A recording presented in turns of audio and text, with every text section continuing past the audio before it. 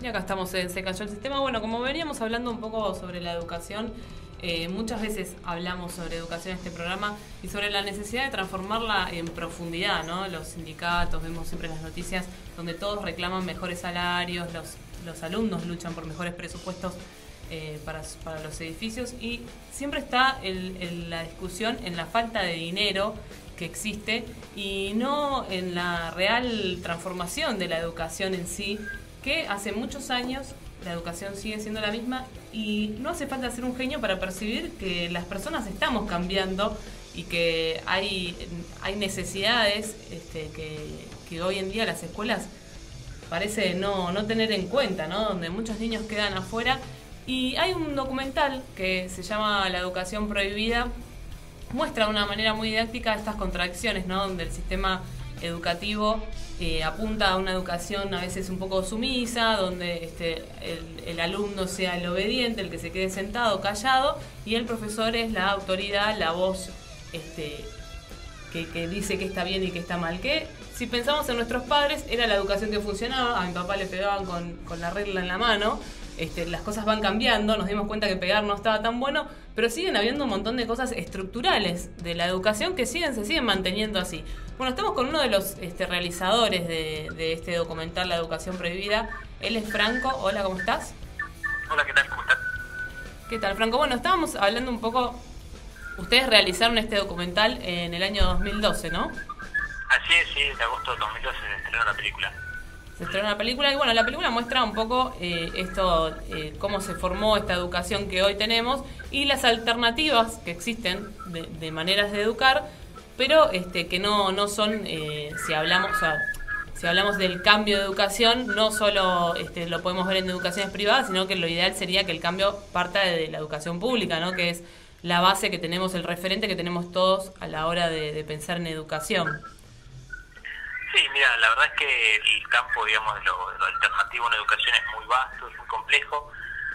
No es algo nuevo, eso es importante destacar, digamos, no es que es una novedad este tema de otras formas de pensar la educación, otras pedagogías. La verdad es que el debate de otros modelos de educación, digamos, más humanizadas, más centradas en las necesidades del estudiante, menos coercitivas, etcétera, son ideas que vienen de principios del siglo XX. Lo que ocurre es que el modelo, digamos, hegemónico de la educación que nosotros conocemos, más allá de que sea privado, público, en realidad fue tomando otras ideas, digamos, aquí en Argentina, digamos, el modelo sarmientino, la escuela normalista, digamos, tiene poco que ver con estas alternativas y han pasado invisibilizadas la mayor parte de la historia. Pero sí hay en los márgenes, digamos, en lugares poco visibles, experiencias muy interesantes, incluso dentro de lo público. Claro, ¿y en qué lugar crees que la educación marca esta cosa de seres, se planea generar seres sumisos, ¿no? O sea, como si hubiese una cosa así media conspirativa, ¿no? Que digamos, bueno, se preparan a los niños para obedecer. Pero hay cosas muy marcadas desde lo técnico de una escuela que es así, ¿no? Realmente, digamos, hay educaciones alternativas como la educación Waldorf o otras maneras de educar, pero que están muy alejadas a veces de la posibilidad de todos. Entonces, ¿qué cosas muestra hoy la escuela convencional que marca esto de generar niños sumisos? Sí, digamos, hay cuestiones del diseño del formato escolar que, digamos, siguen intactas a lo largo de los años. Digamos, si bien es verdad que el modelo más autoritario, más violento, que vos describías hace un rato, digamos, donde había violencia física, eso ya podemos decir que está superado. Bueno, en gran medida, digamos, no digamos, eso ya, digamos, no tiene buena prensa. Pero bueno, ahora hay otras formas de violencia que se reproducen en los espacios escolares. Lo que decía que sí. Bueno, se cortó, ese es el tu. Franco es quien realizó este documental. La verdad que es muy interesante el documental La educación prohibida.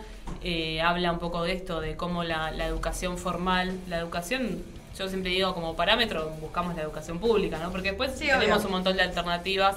El punto está en ecualizar de alguna manera y no, o sea, que la educación pública sea buena. Después de ahí la privada tiene la posibilidad de variar un poco más tal vez, pero la pública es como el referente en algún punto, privada, ¿no? Uno elige qué escuela ir y qué escuela no.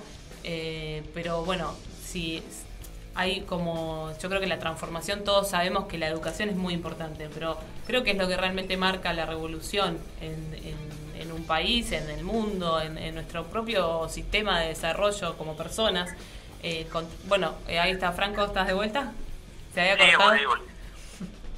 No sé bien en qué punto se cortó, pero justo estaba comentando esto, digamos, de que hay ciertas características del modelo educativo que se han mantenido a lo largo del tiempo, digamos, ciertas cuestiones, digamos, del formato escolar que todos conocemos, que a pesar de reformas y algunas innovaciones que se han pretendido meter en los sistemas educativos, ciertas cuestiones son estructurales y están ahí todavía, digamos, ahí podemos enumerar desde el formato de la idea de la escuela, la obligatoriedad de la escuela, la idea de dividir a las personas por edad, por grupos etarios de la misma edad,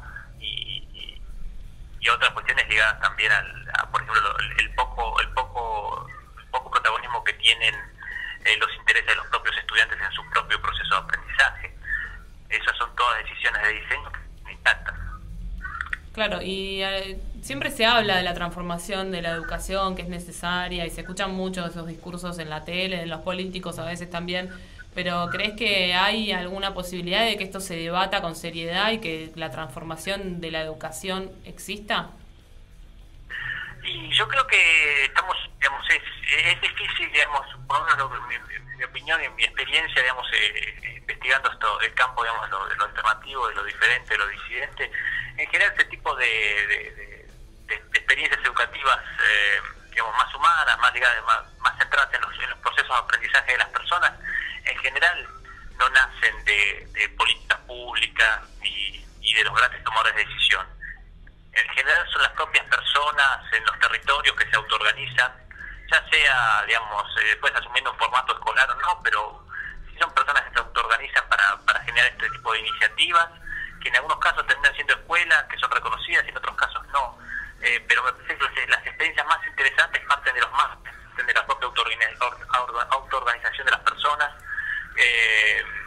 y lamentablemente no parece haber, digamos, experiencias donde cuando esto se masifique, digamos, en general la tendencia es que cuando las cosas se tienden a masificar, se tienden a deshumanizar los procesos y las personas se terminan volviendo números.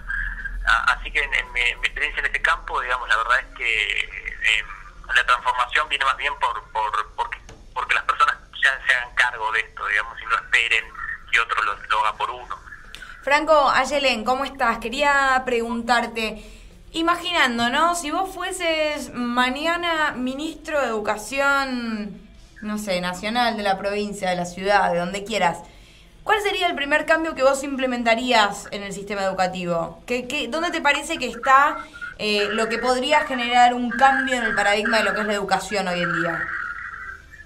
Y posiblemente una de las primeras cosas es darle más protagonismo y más poder de decisión a las propias comunidades, a las comunidades escolares.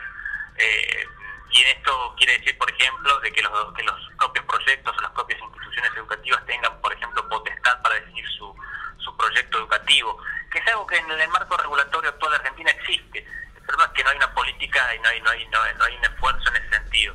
Y después hay cuestiones concretas muy digamos, si se quiere, logística de infraestructura, que tienen que ver con que los establecimientos educativos no tienen capacidad de definir su propio plantel de docentes. Entonces siempre las escuelas que se salen de la media, digamos, son buenas escuelas o que tienen o docentes más comprometidos, es casi por un hecho del azar, digamos, que justo terminan en esa escuela. Pero creo que un punto clave sería que los propios proyectos educativos se conciban como proyectos políticos, como proyectos, digamos, de que los docentes puedan organizarse, digamos, para darle una propia identidad al establecimiento educativo, que tengan muchas más horas en una misma escuela y que no tengan que andar moviéndose por 2 o 3 o 4 cargos, sino que puedan tener, digamos, un solo trabajo en una sola escuela y a partir de eso, digamos, generar comunidad, generar un entramado de conocimiento y de confianza con los padres, con los otros docentes, con los estudiantes. Creo que esos son cambios claves que no son tan difíciles de conseguir. Yo lo que digo, Franco, es independientemente de esta cuestión, si querés, más de logística, en el sentido de si los docentes dan abasto para manejar un curso, 2 cursos, 3 cursos, ir moviéndose, como decías vos, o de cuestiones, si querés, más técnicas de cada institución educativa. Yo te hablo a nivel académico o a nivel, si querés, más emocional de los chicos. ¿Cómo vos ves alguna cosita que se podría ajustar que cambiaría esta situación de autoridad de los... Un paso pequeño, digamos, claro. Porque no, a veces Y posiblemente un punto clave que digamos que nunca se pone en cuestión, o que muy pocas veces se pone en cuestión, es la cuestión de que la mayor parte de los chicos que van a las escuelas no quieren ir a las escuelas, digamos, o sea, están forzados a ir, o hay un esquema de prendo-castigo para ir. Yo creo que si se atacara eso, si se desnaturalizara el hecho de que estamos obligados a ir a la escuela y que los chicos empezaran a elegir ir a la escuela, porque encuentran un ámbito de comprensión, de desarrollo de sus intereses, y creo que el gran miedo es atacar, por ejemplo, el tema de que la escuela deje de ser obligatoria. Creo que ese punto, digamos, si me estamos jugando la imaginación y yo podría tomar una decisión en torno a eso, creo que sería bastante acertado, digamos, hacer una política en torno a que lo que motive a los chicos a estar en esos espacios de aprendizaje sea su interés y no la coerción. Sí, el otro día vi que habían publicado en la página, quien le interese tiene una página en Facebook de la educación prohibida, ponen todo el tiempo notas sobre la educación, son muy interesantes, y pusieron una escuela nueva que hay en Finlandia, más allá de que el edificio es increíble. Algo muy sencillo y muy pequeño, y me parece que hace una gran diferencia, es, por ejemplo, los alumnos se sientan donde quieren, o sea, mesas redondas, en sillones, se ponen cómodos y escuchan a la maestra en el lugar que ellos desean, por ejemplo, ¿no? O sea, no una cosa muy muy sencilla que creo que capta la atención de todo alumno, esta cosa de no tener que sentarte en ese pupitre de esa manera, recto, sino, bueno, voy a estar 1 hora y media en una clase, ¿me puedo sentar en un sillón tranquilo? Y puedo aprender igual, ¿no? Como a veces esas pequeñas cosas estructurales pueden cambiar también la manera del alumno de ver la educación. Sí, yo creo que todo lo que sea tendiente a darle más autonomía, más libertad, más poder de decisión a los estudiantes, empezando, por ejemplo, por eso que vos mencionás como una anécdota, me parece que es positivo, digamos, y desde ese punto hasta la posibilidad de que un chico pueda elegir lo que quiere aprender y lo que no quiere aprender, que quizás a alguno le suene como un delirio o una utopía, digamos, eso existen escuelas libres, y no existen hace 2 años, el modelo de las escuelas libres tiene más de 100 años, digamos, entonces animarse a pensar otros formatos escolares, dándole, digamos, confiando mucho más en los estudiantes. Se tiene muy poca confianza, digamos, a los estudiantes, a los chicos en general, digamos, creyendo los adultos, tendemos a creer que nosotros sabemos más qué es lo mejor para ellos, y entonces se generan espacios donde hay muy poca escucha, digamos, donde se supone que uno sabe más que el otro, digamos, que el adulto sabe más que al niño que le conviene, y ese precepto, digamos, de autoridad y de falta de confianza creo que es lo que diseña y lo que moldea todo el sistema educativo en general. Te hago una preguntita, Franco. ¿Vos creés que, y esto te lo hago absolutamente a título personal, pero todo este cambio tan necesario en todo lo que es la estructura de la educación, ¿vos creés que no sucede porque no están dadas las condiciones, o vos creés que en algún punto no sucede porque no conviene que suceda para alguien? No creo lo último, digamos, no creo que sea así como un alguien que está tomando la decisión de querer que las cosas sean como sean, digamos. Pero entonces, ¿por qué no lo hace? ¿Por qué no se hace el cambio? Yo creo que no se da el debate, digamos, en gran escala, digamos, si estamos hablando de la política pública, digamos, en general, hoy, por ejemplo, en Argentina, la prioridad es otra, la prioridad es que los chicos estén adentro de la escuela, digamos, que la escuela sea un espacio de contención, digamos, de pastoreo, y estén ahí adentro. Pero no que los chicos, digamos, se eduquen bien. Sí, no, claro, no pasa por un tema, digamos, y cuando se habla del debate de la calidad, digamos, lo que es el bien, lo que es bueno o malo, lo que es la calidad en la educativa, generalmente está dominado por discursos bastante nefastos también, digamos, ligados a que lo mejor es formar perfiles más tecnócratas, perfiles, digamos, donde lo que importan son los resultados de los exámenes internacionales, donde cuanto más horas de escolarización tengan los chicos, mejor es, y más exigencia y más evaluación, y yo no creo que ese sea el camino. Generalmente los grandes discursos en torno a la educación hoy son esos, son los de la inclusión en la, digamos, en la contención, digamos, frente a una sociedad, digamos, que expulsa a la juventud y que no la escucha, y por otro lado un debate, digamos, de una educación más ligada a la competencia y digamos, que más calzada en lo peor del capitalismo. Yo creo que lo que falta es una visión, digamos, una fuerte reflexión en torno a digamos, a las personas en sí, digamos, a cómo nos hemos sentido cada uno de nosotros en el sistema educativo, a la escuela escucha, digamos, a una serie de habilidades y destrezas sociales que no se circunscriben únicamente al espacio escolar, sino que tienen que ver con otros ámbitos. No, a nivel mundial, Franco, ¿cuál crees que es un país referente en educación y por qué? Es difícil decir, yo no diría que hay un país modelo. Sí hay cosas interesantes en distintas partes del mundo. Vos, por ejemplo, recién mencionabas Finlandia, que se lo suele citar mucho como un ejemplo de un sistema educativo exitoso. Bueno, por ejemplo, los espacios en Finlandia, digamos, no es solamente el tema de los espacios, sino también el tema de que los chicos trabajan por proyectos.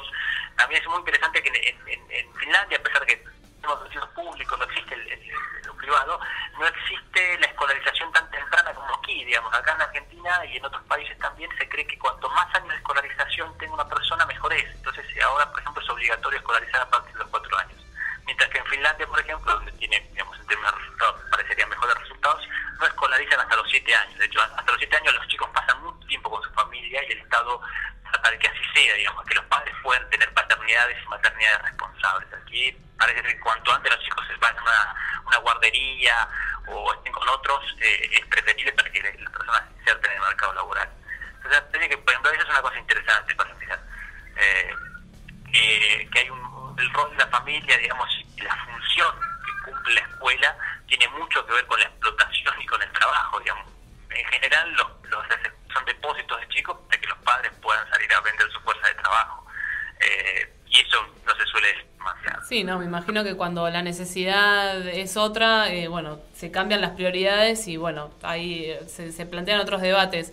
Pero bueno, Franco, te agradezco mucho la comunicación, realmente es muy interesante. Quien quiera ver el documental La Educación Prohibida, algo va a despertar. Creo que todos en algún momento sentimos algo incómodo en nuestra propia educación. Y bueno, quizás este documental muestra qué pasa, o sea, existe un mundo más allá de la escuela que nos enseñaron. Así es.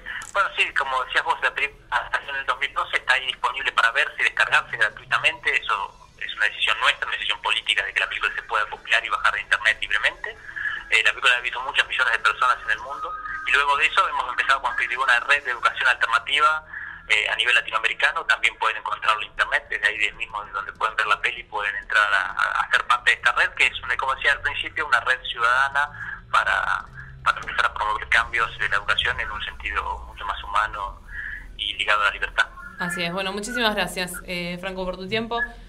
Así que bueno, quien esté interesado puede meterse en Revo, que es la red de educación alternativa.